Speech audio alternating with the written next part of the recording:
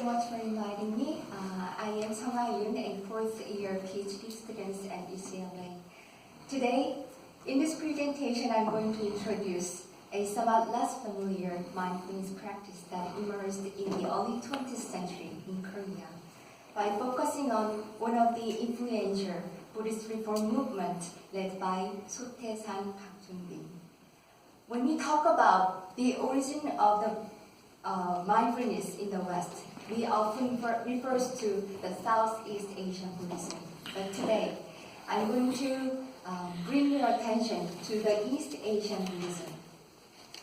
And the introduction of Sot'aesan's mindfulness practice will be a good case study as one of the examples of that immersed, East Asian immersed Buddhist mindfulness practice.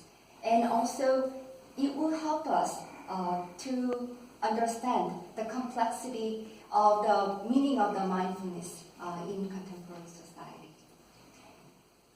My presentation has three parts. First, I'm going to introduce in what context Sot'aesan created the mindfulness practice. And after that, I'm going to articulate some of the characteristics of Sot'aesan's mindfulness practice.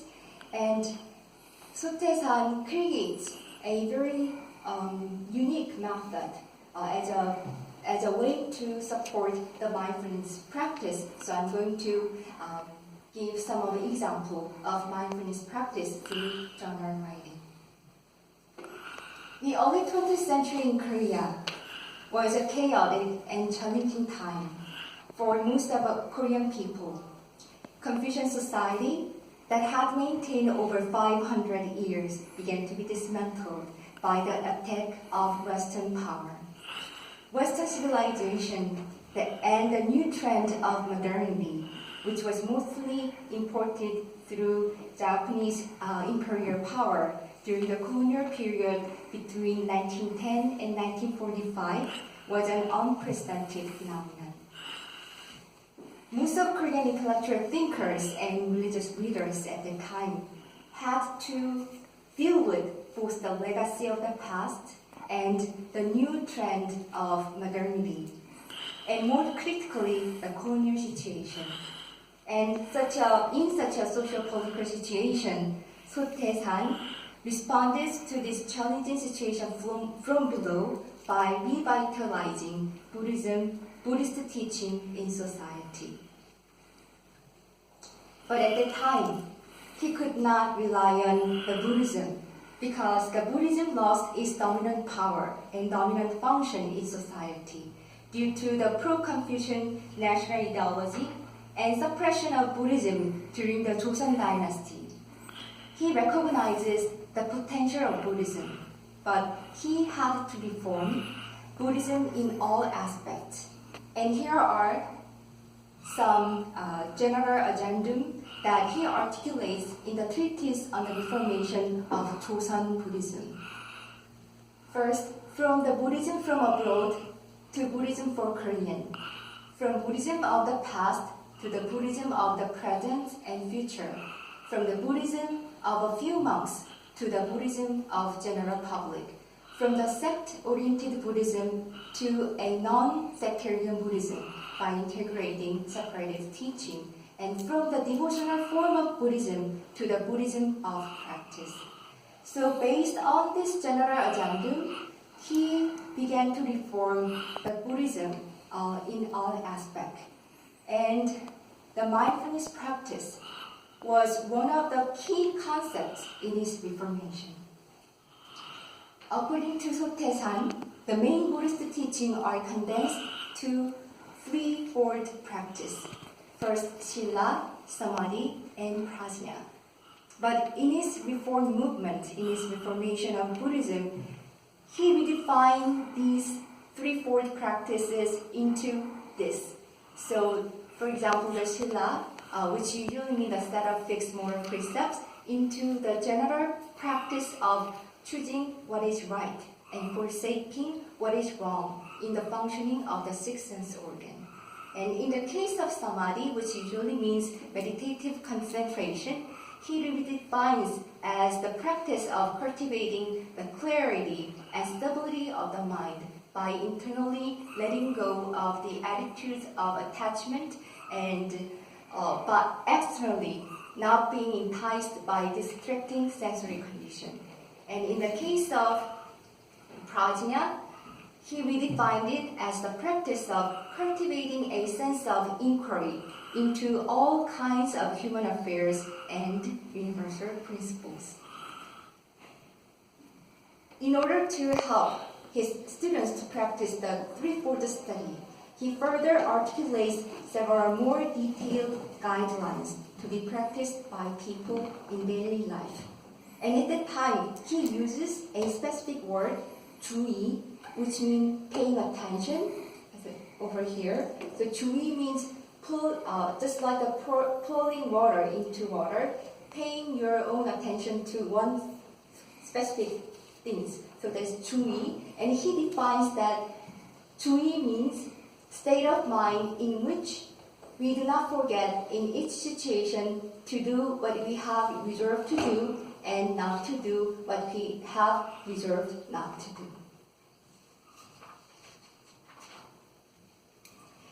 Here, what he meant by what we have resolved not to do is cultivate the threefold practice that I just mentioned before. And in order to more specifically guide his disciple, his students to practice, he makes the following articles. 1. Be heedful to make choices with sound thought. 2. Be heedful to study to prepare it in advance. Be heedful to deepen your acquaintance with the scripture and revelation, and so forth. And then number 6, be heedful to assess whether or not you have carried out for cultivating the mind, sharpening the insight in regard to human affairs and universal principle, and making choices and action. Therefore, Sot'aesan's concept of mindfulness is remember all these things in using six sense organs in everyday life. Broadly speaking, the concept of mindfulness refers to cultivate the threefold studies. More specifically speaking, Sot'aesan's mindfulness is to remember all of those six specific articles in everyday life. So in other words, the concept of mindfulness is not just about bare attention or present moment awareness, as we often use in the Western society. But it has certain orientation, so which I want to call Bodhisattva path, so to practice the Buddhism in everyday life with sense of this kind of teaching in order to not just help oneself, but also help others by practicing this kind of things. The term of mindfulness is translated from the Sanskrit word smriti, a term that originally meant to remember. Rupert Getpin, in his book, The Buddhist Path to Awakening, comprehensively summarizes the meaning of sati. Sati has a wide range of meanings, such as to remember, a natural presence of mind, to remember things in relationship to things, and thus tends to know their value and widen the view. Thus, it is closely related to wisdom. It naturally tends to seeing things as they really are. So as Getpin points out, that sati cannot refer to remembering in any simple sense. It has more deeper meaning in it. So as a similar concept of sati, there is another concept, which is called apramana in Sanskrit. According to Vasubandhu, in the Abhidharma Kosha, he defines it as the cultivation of skillful dharma. And skillful dharma is that which is attention to them. And the concept of apramana is similar to the concept of sati in the Vilandapaha, in which it means taking hold of what is helpful and beneficial.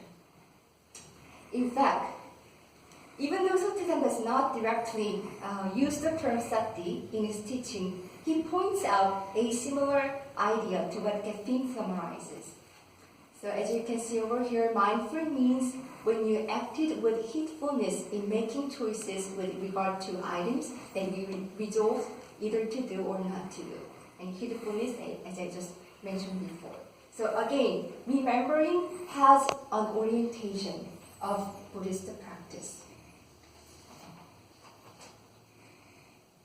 And the faculty of sati is not merely an ordinary faculty of remembering. Sot'aesan's concept of mindfulness also highlights the Buddhist sense of morality in regard to what is to be done or not to be done based on the understanding of Buddhist teaching. One of the most interesting things in Sot'aesan's mindfulness practice is that he creates a method of recording a diary to support the mindfulness practice. So each diary entry should contain all of these three things: how one spends 24 hours, and a record of income and expenditure for the day, and also record of reflection or how to handle the functioning of the body and the mind. And through this method, one can cultivate a sense of wisdom or a sense of insight that one can apply in daily life to help oneself and to help others. So, and he also articulates the purpose of each article, each things that he intends to put in the diary. And this is the direction of how one should use 24 hours during winter and summer retreat. So in the Society for the Study of the Buddha Dharma at that time, they practiced according to this guideline. So 8 hours for sleep, 8 hours for practice, 8 hours for leisure. And all the 8-hour practice, 2 hours are to be used for sitting, meditation, 2 hours for studying scripture, 2 hours for recording and writing a diary. And here are some examples of that. So he made a chart like this way. So as I explained to you before, the items of heedfulness for lay practitioner in daily application. So every day they learn each article and keep in mind how to live their life. And then they counted it, whether or not I was mindful or unmindful in practicing those items. And they check the number of times, and they can show to oneself and to others how they improve their mindfulness like this. And the other kinds of chart, a record of income and expenditure for the day. So the interesting thing is that he asked his students to record not only just like financial things, but also mentally, how much you share your mind for yourself and for others, and how much you share your physical labor for yourself and for others, and how much materially offers to others. So he kind of guide his students in this way, and also submitting personal suggestions to the center. So he allowed his students to think about as the master of the center, not just a member, so that they can keep thinking about good suggestion to the center to improve. And this is chart for checking the list of being mindful or unmindful. So one side is mindful, and then the other side is unmindful. And this the checking mindfulness or unmindfulness with being count. For the illiterate, at that time, most of Korean, 89% was illiterate. And they could not really record in that way. So he devised this being count method. So when you are doing something with a sense of mindfulness, you can put the white bean in the one pocket. When you're doing something with a sense of unmindfulness, the black bean should put another pocket. So at the end of the day, you can see that how much you have been mindful or unmindful. And we are here. Each practitioner can choose to write according to the nature of daily behaviors and awakening or impression. The first type of diary is to write about the function of one's mind and body when they encounter either favorable or unfavorable situation. In order to do that, they first must learn to be mindful regarding the functioning of their minds and bodies. Then after dealing with a particular matter, they need to record them as they happen and as they responded to various situations. After that, masters or minister give some evaluation or advice to help the practitioner to understand what they should have done according to the Buddhist teachings.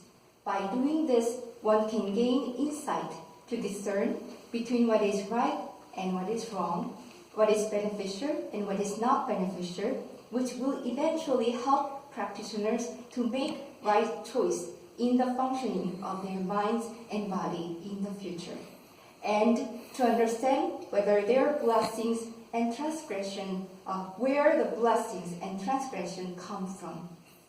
The second type of diary is to write about their own awakening and impression in daily life. According to Sot'aesan, Buddhist awakening becomes consummated when it embraces all three aspects of truth: the ultimate, the relatively manifested phenomenal aspect, and the constantly changing aspect. So the second type of diary is designed to develop an understanding of these three aspects comprehensively by sharpening insight to see their close symbiotic relationship in everyday life. Understanding such truth, people can clearly understand and judge what kinds of thoughts, emotional states, and action will lead them to a different result. So let me give you a specific example. So this diary entry was written by the first daughter of Sot'aesan during the summer retreat in 1929. And on top, she recorded how she spent 24 hours a day, so 6 hours sleep and so far. And Master Sot'aesan graded her time management A cup and how to handle her six sense organs by encountering this unfavorable situation. 2 plus, double plus, 2 A double plus, and then her writing style A, and then she missing the record of expenditure, but the lengthy of the diary, by considering the length of the diary, so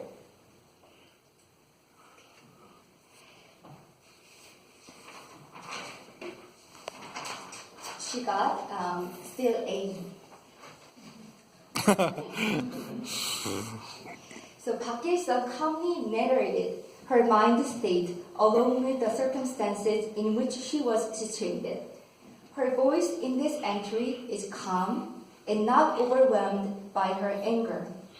Not exaggerating the event from her own point of view, she described both her mind state and her mother's position straightforwardly. First, she began her diary with describing what had happened to her on that day. After being scolded by her mother, she did not respond directly to her, rather she began to examine her mind and describe her new understanding that she learned from that event. She was not judgmental to her arising anger, but simply she described that anger as it occurred in her mind. Then she moved on to examining the situation from a practitioner's point of view. Through all these processes, we can see that she not only soothed her anger, but also reaffirms a sense of being mindful in the future at the end of the diary. Accordingly, the faculty of controlling her mind and body is cultivated. So I will just skip the second kind of diary, so maybe later I will explain it. And then for conclusion. So far I have introduced Sot'aesan's mindfulness practice And based on this case study, I'd like to conclude my presentation as follows. First, mindfulness practice in Wonbulgyo is polysemous, and the term should be understood on the basis of specific text. Second, even though Sot'aesan's mindfulness practice was developed in the concept of the East Asian Buddhist tradition, its meaning has parallels with sati practice in the Theravada tradition, particularly in terms of its practice as remembering the Buddhist teaching which will help the guard the mind while using the six sense organs. Third, Sot'aesan's mindfulness practice and his new method of recording a diary is worth noting as one of the innovative methods to practice Buddhism in everyday life in contemporary society. Fourth, Sot'aesan's mindfulness suggests the orientation of mindfulness practice. It should be practiced not only to achieve one's own happiness, but also to strive to offer selfless service to the public, the Bodhisattva vow. Thank you so much.